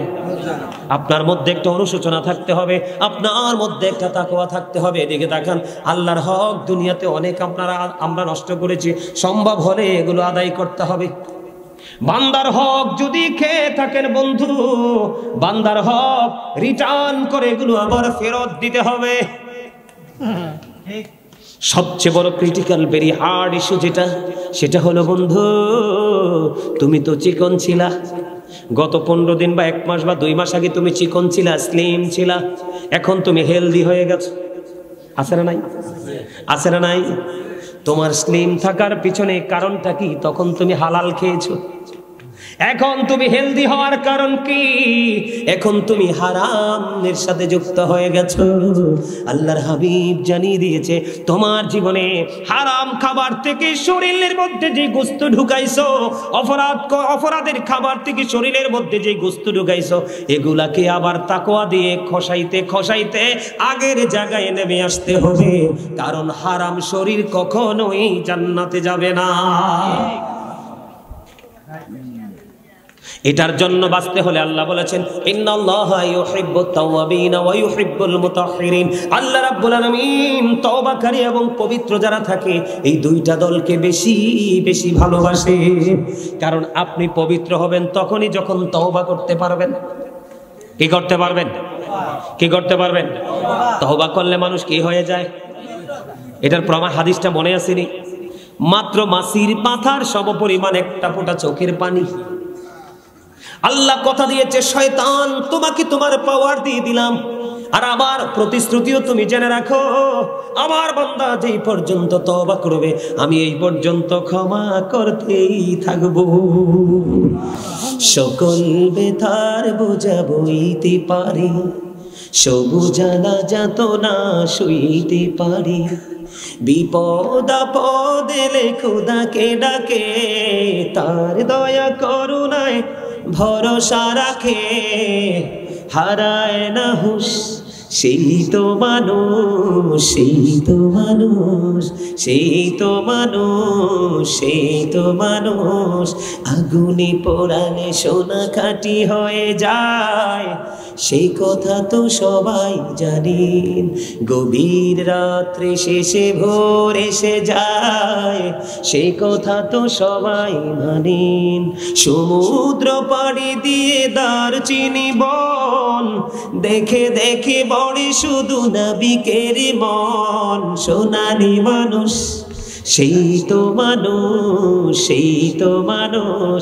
বলেন সকল ব্যথার বোঝা বইতে পারে, সব জ্বালা যাতনা সইতে পারে, বিপদ আপদ এলে খোদাকে ডাকে, তার দয়া করুণায় ভরসা রাখে, হারায় না হুঁশ সেই তো মানুষ, সেই তো মানুষ। আমরা হোশ থাকবো না বেহোশ হব? হোশ রাখবো নি? এবার আপনাদের মনের মধ্যে একটা প্রশ্ন আসতে পারে, বলে হুজুর সারাটা জীবন অন্যায় করে ফেলেছি, অপরাধ করে ফেলেছি, অপরাধের কিন্তু কোনো ক্লাস নাই, অপরাধী কথা কয় না। অপরাধ কি? আপনি ছোট ছোট গুনাহ যখন কন্টিনিউ করতে থাকবেন, এটা একদিন কবিরা গুনাহে রূপান্তরিত হয়ে যায়। তাহলে অপরাধকে ছোট করে দেখা যায়নি। অপরাধী বন্ধু বিরক্ত হন? শেষ করে দিব? তাবারুক আছে?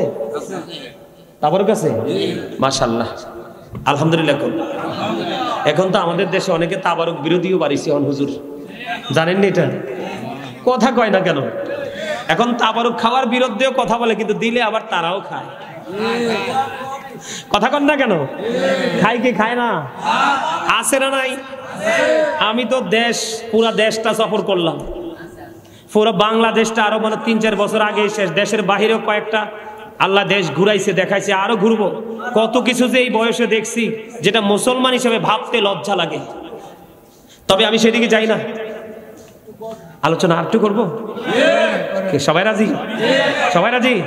তাহলে নবীকে ভালোবাসেননি আপনারা? হ্যাঁ, নবীর প্রেমের একটা গজল গাইবো। আমার সাথে রাজি আছেন গাইতে সবাই? হ্যাঁ, একবারে পুরনো একটা গজল আমার সাথে গাইবেন? দিদি পাল তুলে দে মাঝি হেলা করিস না, দিদি পাল তুলে দে মাঝি হেলা করিস না, ছেড়ে দে নৌকায় আমি যাব মদিনা, ছেড়ে দে নৌকায় আমি যাব মদিনা। দিদি পাল তুলে দে মাঝি হেলা করিস না, দিদি পাল তুলে দে ছেড়ে দে নৌকায় আমি যাব মদিনা, ছেড়ে দে নৌকায় আমি যাব মদিনা। মক্কায় নবী এলো মা আমেনার ঘরে, হাসিলে হাজার মানি, কাঁদিলে মুক্তা ঝরে। মক্কায় নবী এলো মা আমেনার ঘরে, হাসিলে হাজার মানি, কাঁদিলে মুক্তা ঝরে। দয়ালে মুর্শিদি যার সখা, তার কিসের ভাবনা, দয়ালে মুর্শিদি যার সখা,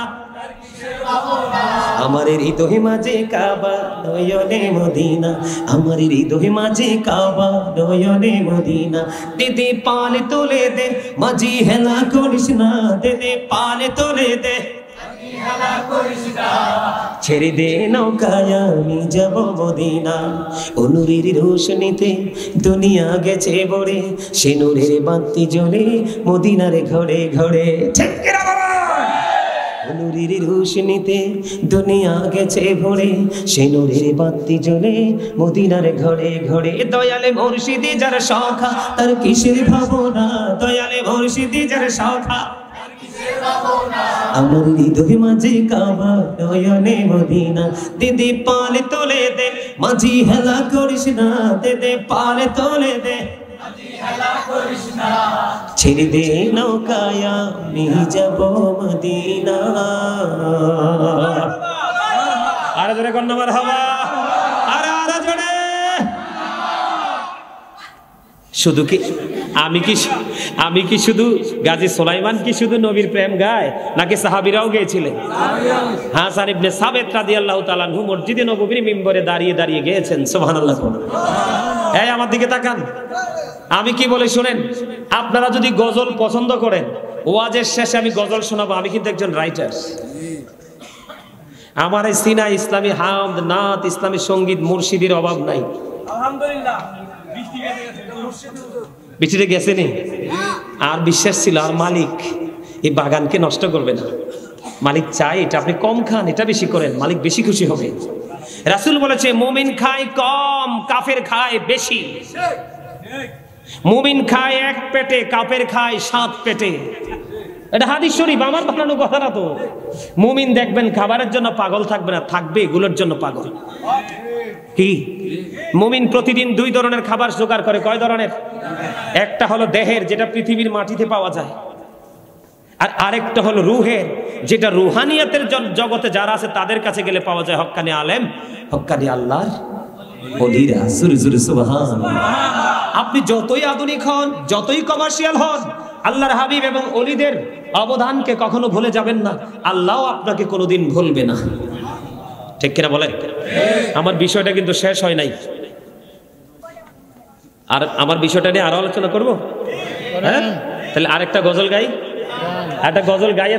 হ্যাঁ হ্যাঁ হ্যাঁ, মুর্শিদি শুনবা? মুর্শিদি তো গাইবো। অন্ত এক একজন এক এক দরবারের পাগল। আমি আমার দরবার নিয়ে গাইবো, তুমি তোমার দরবার নিয়ে গাইবা। আমি আমার মুর্শিদকে নিয়ে গাইবো, তুমি তোমার মুর্শিদকে নিয়ে গাইবে। এটাই বাস্তবতা। কিও ডায়াবেটিসের রোগী ডায়াবেটিসের ডাক্তারের কাছে যায় না, হার্টের রোগী হার্টের ডাক্তারের কাছে যায়। ঠিক কিনা বলে? আরে জুড়ে ইউরিনে যাদের সমস্যা তারা ইউরিনে ডাক্তারের কাছে যায়। ঠিক কিনা? এরকম না তো? ঠিক পৃথিবীতেও আপনি চলার পথে যে যাকে ভালোবাসতে তাকে আপন করে নিয়েছে, আর তাদেরকে আপন করে নেওয়া আপনার মুক্তির একটা বড় কারণ, বড় উসিলা। বিশেষ করেন না? আল্লাহ তো বলছে join with my dear people, come to my paradise. আমার প্রিয় লোকেদের সাথে যুক্ত হও, আমার জান্নাতে চলে আসো। এই আল্লাহ বলেছেন behold, verily the friends of Allah have nothing to fear or to regret, আলা ইন্না আউলিয়া আল্লাহি লা খাউফুন আলাইহিম ওয়া লা হুম ইয়াহজানুন। অস্বীকার করার সুযোগ আছে নি? আল্লাহ কই আতিউল্লাহ, তোমরা আল্লাহর অনুগত্য করো, ওয়া আতিউ রাসূল, রাসূলের অনুগত্য করো, ওয়া উলিল আমরি মিনকুম, তোমাদের মধ্যকার উলিল আমরদের অনুগত্য করো। তার মানে উলিল আমর দ্বারা বুঝিয়েছে তোমাদের মধ্যকার শায়েখ আছে না নাই? হক্কানি আলেম, হক্কানি আল্লাহর ওলিরা মনে করবেন যার সিনায় নবীর প্রেম নাই, যার সিনায় ওলিদের প্রতি প্রেম নাই, যার সিনায় সাহাবাই কেরামের প্রতি প্রেম নাই, যার সিনায় এ টু জেড কমপ্লিটলি পূর্বসূরি আইম্মাই কেরামের প্রতি প্রেম নাই, এরা কখনোই হক্কানি আলেম হতে পারে না। এরাই হবে যুগে যুগে ফিতনার কারণ, সমাজকে বিনষ্ট করবে, জাতিকে বিনষ্ট করবে, সমাজের শান্তি শৃঙ্খলাকে তারা ভঙ্গ করে দিবে। আমি আজকে আপনাদের এই মধ্যম তলার জমিন থেকে বলে যাই, আমার এই দাদাভাই যারা আছে, আপনারা দাদাভাই যারা দর্শক সারিতে আছেন, আপনারা চলে যাওয়ার পরে আপনার এই সমাজ আর সমাজ থাকবে না, এটা গজবে রূপান্তরিত হবে। কারণ দিন যত আসছে হক্কানি আলেম তত চলে যাচ্ছে। আল্লাহ কিন্তু আপনার কি এলেম উঠিয়ে নিবে, আলেমদেরকে উঠিয়ে নেওয়ার মাধ্যমে। আলেম চলে যাবে, তার সিনাই করে এলেমও মূর্খতার সংখ্যা বৃদ্ধি পাবে, সমাজের মধ্যে জাতির মধ্যে ফিতনা সৃষ্টি হবে। জোরে জোরে কোন ঠিক না ব্যাঠি? এটা অলরেডি আমাদের দেশে শুরু হয়ে গেছে। আপনার যে যাকে ভালোবাসে সে এত বড় অন্যায় করেছে, তারপর ওইটাই তার কাছে রাইট। এটা হলো আবেগী, আবেগ দিয়ে তাৎক্ষণিক সময় চলা যায়, চিরস্থায়ী জীবন গঠন করা যায় না। চিরস্থায়ী জীবন গঠন করতে হলে আপনাকে হতে হবে এক্সপেরিয়েন্স ম্যান, তার মানে বিবেকবান। তার অন্যতম একটা নিদর্শন বন্ধু, গজলটা পরে গাই, আলোচনাটার মোড়টা নষ্ট হয়ে যাবে, পরে আমি আরেকটা বিষয় আলোচনার জগতে ঢুকবো। কিরে 2 ঘন্টা দিয়ে গেছে, ওয়াজটা শেষ করে দিতে হইব। হ্যাঁ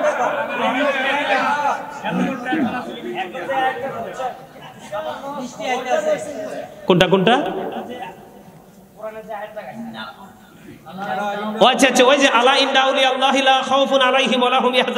আল্লাহ বলেছেন behold verily the friends of Allah have nothing to fear or to regret। আল্লাহর ওলিদের কোনো ভয় নেই, তাদের কোনো দুঃখ নেই, তাদের কোনো চিন্তা নেই, or to regret।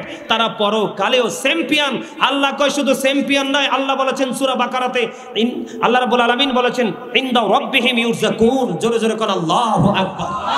আল্লাহ রাব্বুল আলামিন বলেছেন they receive food from Allah, তারা আল্লাহর কাছ থেকে জান্নাতি খাবার বরাদ্দ। তাহলে তাদের সাথে প্রেমের দরকার আছে না? আরে যারা বলেন না।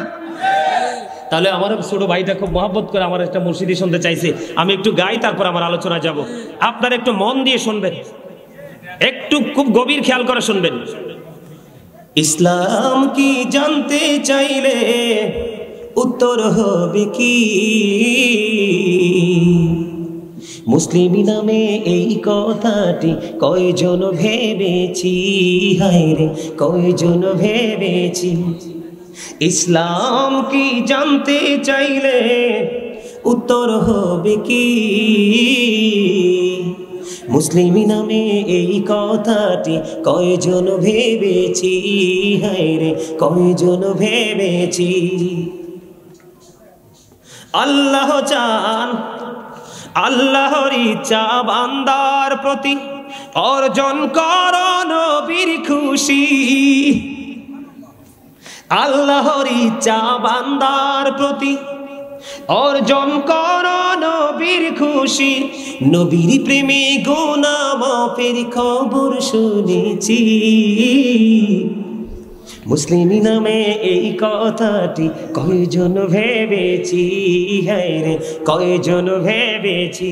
আমার এই কথার দলিল হলো আল্লাহ রাব্বুল আলামিন বলেছেন কুল ইন কুনতুম তুহিব্বুনাল্লাহ ফাত্তাবিউনি ইউহিব্বুকুমুল্লাহু ওয়া ইয়াগফির লাকুম যুনুবাকুম আল্লাহু গফুরুর রহিম। আল্লাহ বলেছেন সে বলুন ইফ ইউ ডু লাভ আল্লাহ, যদি তোমরা আল্লাহকে ভালোবেসে থাকো, ফলো মি মুহাম্মদ সাল্লাল্লাহু আলাইহি ওয়াসাল্লাম, মুহাম্মদ সাল্লাল্লাহু আলাইহি সাল্লামের অনুগত হয়ে যাও, আল্লাহ will love you, আল্লাহ তোমাদেরকে ভালোবাসবে, and forgive your sins, আল্লাহ তোমার জীবনের গুনাহগুলি maaf করে দিবে।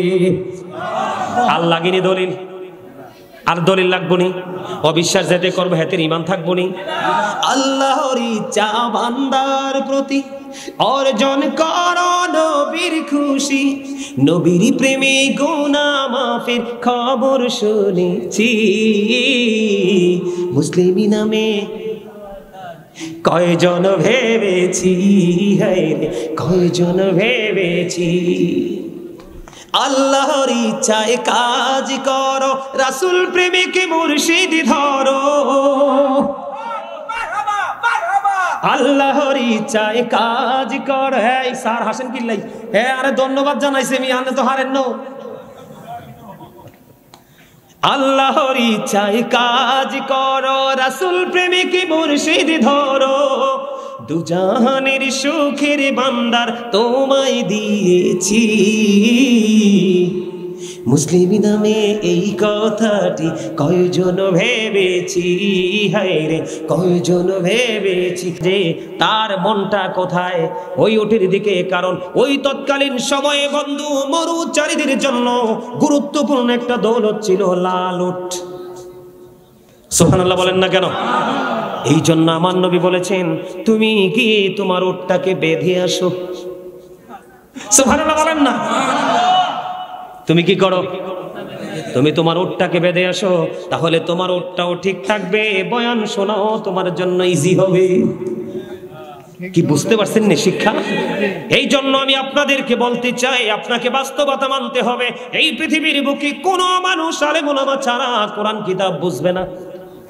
তুমি জাননেওয়ালা বুঝনেওয়ালা মানুষের সাথে যদি যুক্ত না হও, নবী চিনতে পারবা না। আর নবীর কাছে যদি পর্যন্ত যেতে না পারো, আল্লাহ পাওয়ার স্বপ্ন তোমার জন্য একেবারে বন্ধু দুর্বিষহ ছাড়ার কিছুই না। হ্যাঁ আপনারা গোমরাহ হন কেন? আপনারা গোমরাহ হন কেন? আমার একটা গজল আছে, গজলের মধ্যে একটা লাইন আছে খুব মজার। আমার এই গজলটা কেমন জানেননি? আমি প্রায় সময় বলি বন্ধু, আমি দৌড়ারবের স্বপ্ন দেখি বাংলার কুটির হাতে, বেহুশ হয়ে চলেছি যেন কেঁদে কেঁদে কাবার পথে। স্বপ্নে শুনিনি তুই রাতে যেন কাবার মিনার থেকে কাঁদিছে বেলাল ঘুমন্ত সব মুসলিমের ডেকে ডেকে, বেহুশ হয়ে চলেছি যেন কেঁদে কেঁদে কাবার পথে। আপনারা ডাকতেছে, সবাই ডাকে, এর মধ্যে বেলালও ডাকে। আপনি ঘুমান কেন? আপনার চোখে তো ঘুম কেন? আমি আপনাকে কেন্দ্র করে বলছি না, আপনাকে দিয়ে সবাইকে বুঝাচ্ছি। হযরত আলী বলছে, জন্মের ঘুম ঘুমাও পৃথিবীতে, দুই চোখ খাটার পরে বুঝবা ঘুম কত প্রকার ও কি কি। বোঝেন কিছু? এখন আপনারা কি উট বেঁধে শুনবেন নাকি উট ছেড়ে শুনবেন? কথা বলে না। আপনি যখন মসজিদে যাবেন, আপনার পিছনে সবকিছুকে কন্ট্রোলিং এ রেখে তারপরে আসবেন, না হয় আপনার নামাজও হবে না, বাহিরেরটাও হবে না, দুনিয়াও শেষ। আর ঠিক সেই ক্ষেত্রে আপনার এই পৃথিবীতে পরকালে যদি আপনি দেখা করতে চান, আল্লাহর দিদার পেতে চান, রাসূলকে পেতে চান, হক্কানি আলেমদের সাথে প্রেম করতে হবে। নবীজি বলেছেন, আমার দিকে তাকান, যে রাসূলকে ভালোবাসলো সে যেন আল্লাহকে ভালোবাসলো, যে রাসূল প্রেমিক আলেমকে ভালোবাসলো সে যেন রাসূলকেই ভালোবাসলো। সুবহানাল্লাহ বলেন না? আর নেগেটিভ দিকে যদি যাই, যে রাসূলের সাথে বিদ্বেষ পোষণ করলো সে আল্লাহর সাথে বিদ্বেষ পোষণ করলো, আর রাসূল প্রেমিক আলেমের সাথে যে বিদ্বেষ পোষণ করলো সে রাসূলের সাথে বিদ্বেষ পোষণ করলো, তার ঠিকানা কোথায়? জাহান্নাম। Go to hell. আলহামদুলিল্লাহ বলেন না? আরে আরো জোরে বলেন না আলহামদুলিল্লাহ। কথা কি বুঝে আসছে? বন্ধু, আমার নবী আমাদেরকে এত প্রেম শিখিয়ে গেল, এত প্রেমময় রাস্তা দেখিয়ে গেল, আমরা তারপরও নবী বিদ্বেষ। আফসোস আফসোস। আপনি যত বড় ডক্টর হন, আমার নবীর সাথে যদি আপনার ভালো প্রেমের ডুরি না থাকে, আই ডোন্ট অ্যাকসেপ্টেবল। ঠিক কিনা বলেন? I hate you. আমি আপনাকে ভালোবাসতে পারবো না। আরে ভাই, আল্লাহ বলতেছে আমি আমার হাবিবের মাধ্যমে সৃষ্টির কাছে আমি প্রভুর প্রভুত্ব পৌঁছাই দিছি। হাদিসে কুদসি, লাউলাকা আলামা আজহারতু রুবুবিয়াতি, আমি যদি আপনাকে প্রকাশ না করতাম আমি প্রভুর প্রভুত্ব প্রকাশ হতো না। সুবহানাল্লাহ বলেন না? বন্ধুরে আমার যে মজার জায়গাটা এখনো বাকি রয়ে গেছে, একটু মন দিয়ে শোনেন। আমরা এখানে সবাই উপস্থিত হয়েছি, কেউ না কেউ কোনো না কোনো পাপ আমরা করে ফেলেছি। মনের মধ্যে উদয় হয়েছে, দীর্ঘ 40 বছর পরে মনে হয় মাহফিলটা। কত বছর? আমার জীবনে বন্ধু মুন্সিগঞ্জে গেছি এক মাহফিলে, এরকম স্কুলের মাঠে মানুষ জায়গা হওয়ার মতো না। ওরা নাকি বক্তাদেরকে আলেমদেরকে পছন্দ করে না। আমি বললাম আরে কোন জগতে আসলাম। যাওয়ার পরে দেখতে পাইলাম আপনাদের মতো ইয়াংম্যান যারা, ওই স্যারের মতো ইয়াংম্যান যারা আছে, ওরা বলতেছে 40 বছরের উপরে হয়েছে, 3-4 যুগ পার হয়ে গেছে। এমন মানুষ আছে জন্মের পরে মৃত্যু হয়েছে, তাদের এলাকার মধ্যে কোনো মাহফিল হতে তারা দেখেনি। তারা বলছে এবার আমরা মাহফিল করব। বন্ধু 1-2 মাস অবজারভেশন করতে করতে করতে করতে সর্বশেষে তারা আমাকে চয়েস করলো, প্রধান বক্তা হিসেবে গেলাম। বন্ধু ওই বছর থেকে পর থেকে এই পর্যন্ত এখন পর্যন্ত আর মাহফিল বন্ধ হয় না। প্রেমটা কত মজা দেখছেন নি? আসলে ঘুমন্ত মানুষটাকে জাগিয়ে দিতে পারলেই সাকসেস, ঠিক কিনা বলেন? ঘুমন্ত মানুষটাকে জাগিয়ে দিতে পারলেই কি সাকসেস, ঠিক না? ঠিক। আমরা জাগবো কি করে? এই জাগার জন্য আরেকটা স্কোপ আপনারা শিখে নেন, খুবই গুরুত্বপূর্ণ জিনিস। বন্ধুরে আমার, হাদিস শরীফের মধ্যে এসেছে, আমার নবীজি বললেন তোমাদের পূর্বের একজন লোক হত্যা করতে করতে করতে করতে খুন করতে করতে করতে করতে 99 জন লোককে খুন করলো। নাউজুবিল্লাহ বলেন না? কতজন? 99 জনকে হত্যা করার পরে এবার ওনার মনের মধ্যে একটা চিন্তা আসলো, আহারে অন্যায়, আমাকে তো যেতে হবে। তার মনের মধ্যে বন্ধু অনুভূতিটা অন্যরকম হয়ে ফিরে আসলো। এবার তৎকালীন সময়ে তিনি একজন বুজুর্গ লোকের কাছে গেলেন। যাওয়ার পরে ওনাকে প্রশ্ন করলেন, আমি তো এক এক করে 99টা হত্যা করেছি। এই হাদিসও বন্ধু বুখারী শরীফের মধ্যে 86 তার অন্যতম গ্রন্থ। যখন ওই ব্যক্তির কাছে গেল, বুজুর্গ লোকের কাছে গেল, হুজুর আমি এক এক করে 99টা খুন করেছি গো, আমাকে আল্লাহ তওবা করলে ক্ষমা করবে কিনা? এবার ওই বুজুর্গ লোক একটা ডাক দিয়ে বলল, রে তোমাকে আল্লাহ রাব্বুল আলামিন ক্ষমা করবে না। বন্ধু হাদিস শরীফ প্রমাণ করেছে, ওই বুজুর্গ লোক যখন বলল না না তোমাকে আল্লাহ ক্ষমা করবে না, সঙ্গে সঙ্গে ওই ব্যক্তিটাকে, ওই 99টা খুন যিনি করলেন ওই ব্যক্তি তাকে হত্যা করে ফেলেছে। আওয়াজ তোলে বলেন আল্লাহু আকবার। 100টা খুন করলো বন্ধু, 100টা হত্যা করলো। 100টা খুন করার পরে এবার তিনি কি করলেন? আরো বেশি বিন্দু পাগল পাড়া হয়ে গেলেন। তওবা করব, আমাকে ক্ষমা পেতে হবে, আমাকে ক্ষমা চাইতে হবে, আমি ক্ষমাটা কেমন করে পাবো?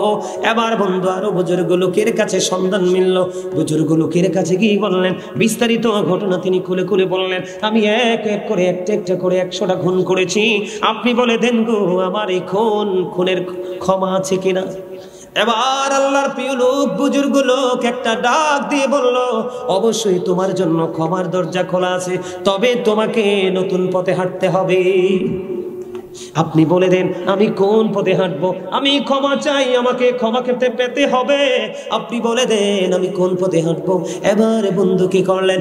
ওই আল্লাহর প্রিয় বান্দা বললেন, তুমি যেখান থেকে ফিরে এসেছো তোমার নিজ এলাকা থেকে, জীবন যতদিন আছে ততদিন তুমি আর ওই এলাকায় ফিরে যেতে পারবা না। আমি তোমাকে একটা রাস্তা দেখিয়ে দিলাম, ওই রাস্তায় তুমি হাঁটতে থাকো, ওই জায়গায় চলে যাও, তুমি তোমার আপন গন্তব্যে আর কোনোদিন ফিরে যেও না। তুমি তোমার ওই আমি রাস্তাটা দেখিয়ে দিলাম, ওই রাস্তায় তুমি হাঁটতে থাকো।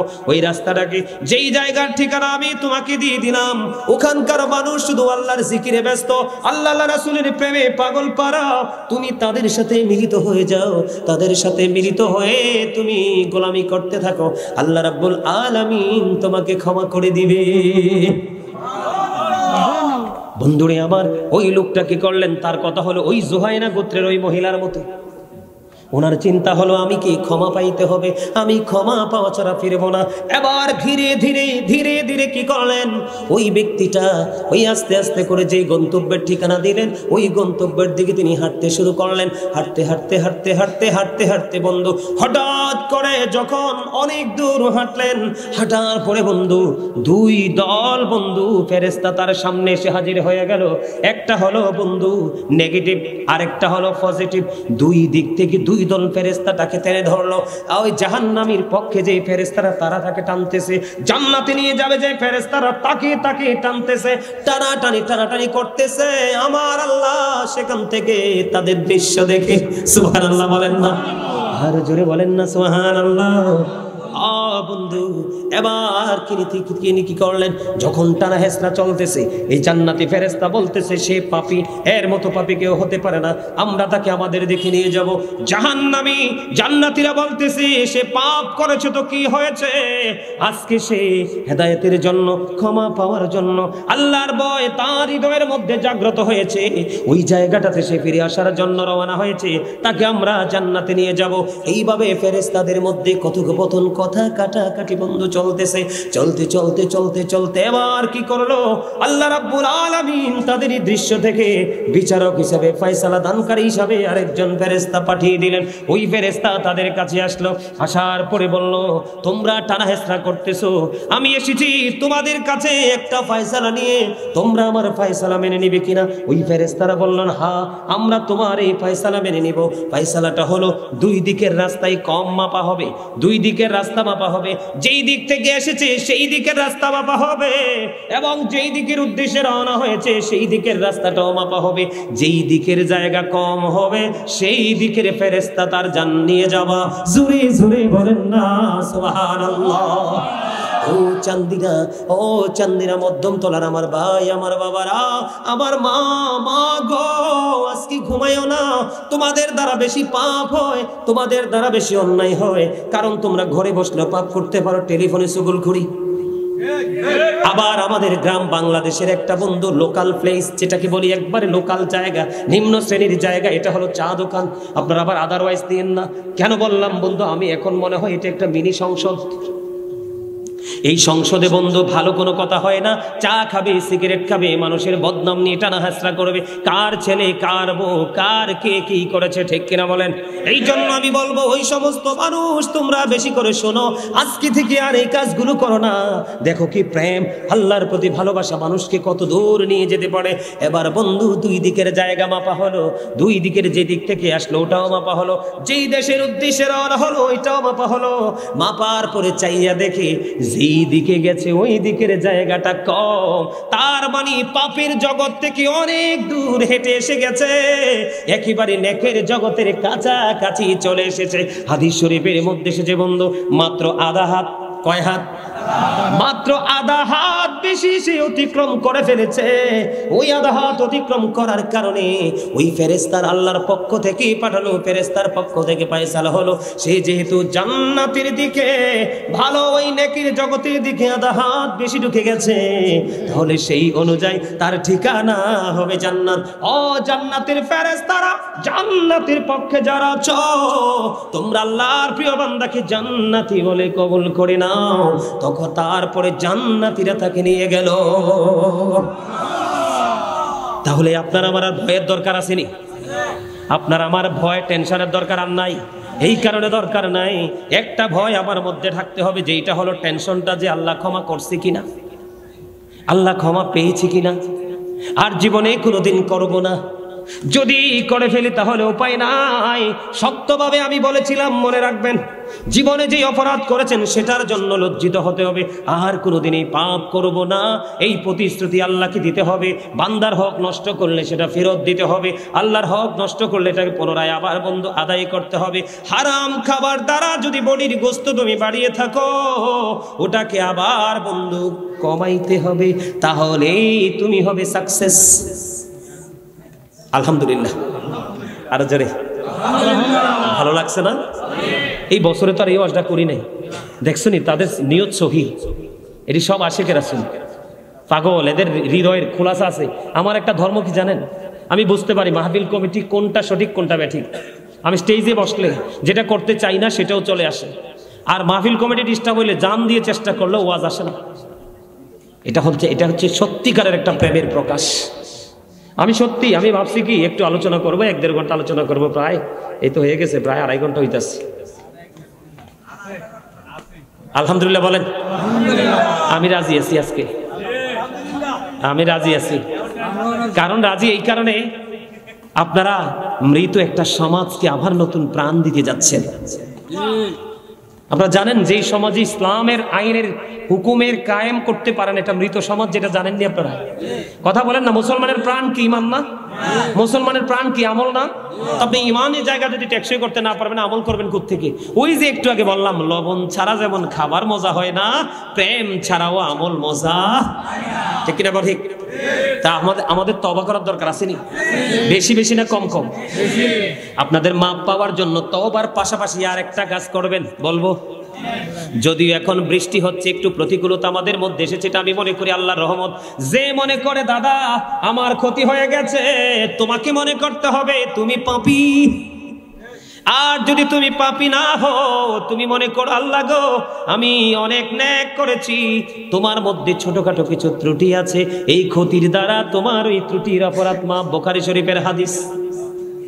এজন্য কিছু পচে গেলে, মাঠে ধান কম হইলে, ছেলে বিদেশ থেকে টাকা কম পাঠাইলে, মাঝে মাঝে অসুস্থ হয়ে গেলে মন খারাপ কইরেন না। আল্লাহর হাবিব বলেছেন তুমি ভালো দিকটা গ্রহণ করলা, দুঃখের দিনে যদি তুমি তোমার এটাকে তাকদীর মনে করতে না পারো, তাহলে তুমি ইমানদার নাও। আল্লাহর হাবিব বলেছেন উহুদ পাহাড় পরিমাণ স্বর্ণ যদি তুমি যাকাত দাও, তোমার যাকাত আল্লাহ কবুল করবে না। উহুদ পাহাড় পরিমাণ স্বর্ণ যদি তুমি আল্লাহর পথে কুরবানি করে দাও, আল্লাহ কবুল করবে না, কারণ তুমি তোমার তাকদীরকে বিশ্বাস করো নাই।